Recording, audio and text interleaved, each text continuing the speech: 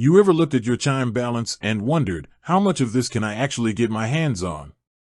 Yeah, me too. I mean, it's great having money in the bank, but let's be real, sometimes you need cold, hard cash. So, let's dive into the world of Chime cash withdrawals and figure out exactly how much you can pull out. First things first, let's talk about ATM withdrawals. This is probably the most common way to get cash from your Chime account. Now, you can withdraw up to $515 per day from any ATM. But here's the catch: if you use an out-of-network ATM, you'll get hit with a $2.50 fee. So, if possible, stick to the Chime ATM network to save some bucks. But what if you need more than $515 in a day? Well, you've got a couple of options. You can do an over-the-counter withdrawal at a bank or credit union. This basically means going to a teller and asking for cash.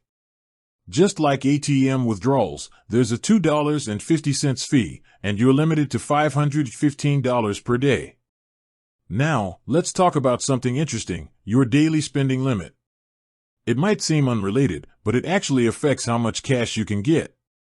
Any transaction, whether it's an ATM withdrawal, over-the-counter withdrawal, or even a purchase, counts towards your $2,500 daily spending limit. So, if you're planning a big cash withdrawal, you might want to keep that in mind. But wait, there's more. Chime has this feature called SpotMe. It's basically an overdraft protection service. If you're short on cash, SpotMe can cover up to $200 in overdrafts. You can actually withdraw this amount at an ATM. However, it's important to note that SpotMe is not a guaranteed service, and eligibility depends on factors like your direct deposit history. So, to recap, you can withdraw up to $515 per day from ATMs, with a $2.50 fee for out-of-network withdrawals. Over-the-counter withdrawals have the same limits and fees.